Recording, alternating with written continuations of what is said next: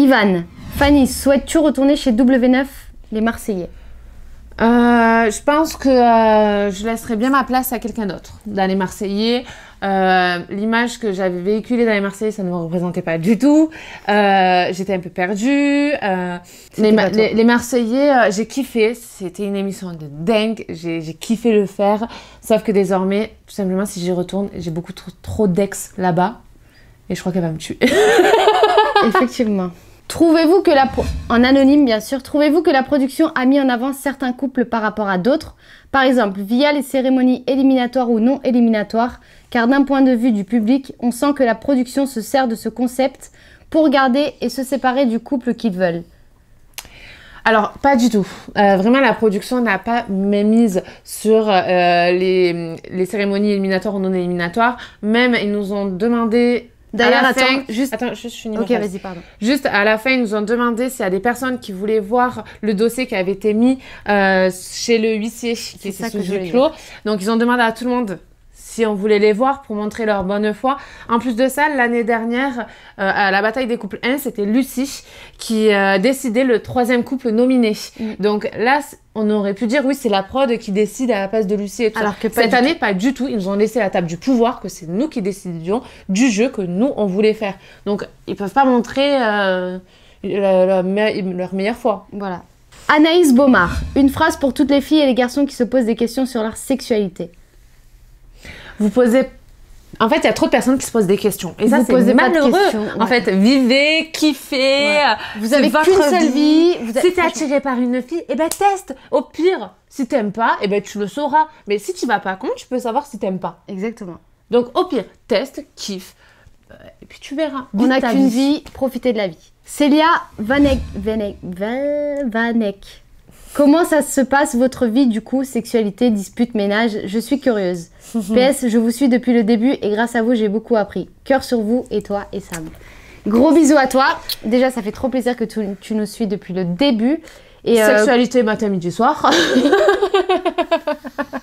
Elle abuse. Dispute, bah tout le temps. On se dispute matin, midi et soir. Voilà, matin, midi et soir.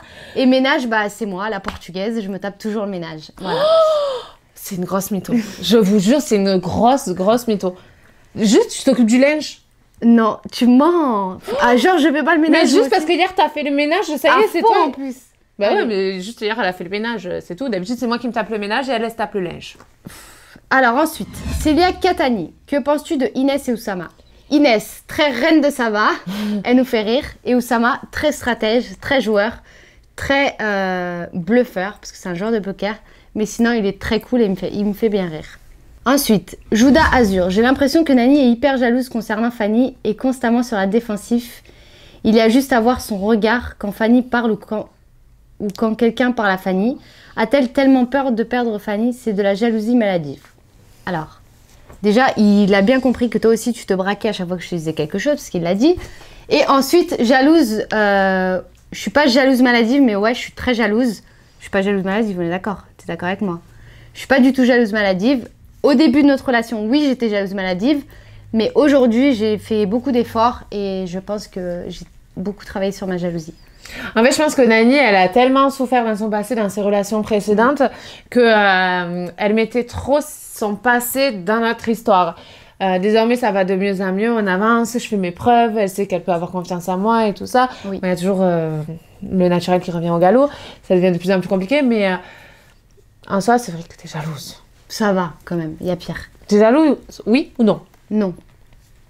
Bah alors c'est mytho. L'impératrice Queen. Coucou, je sais pas si ma question sera posée, mais je tente ma chance. Bah t'as réussi.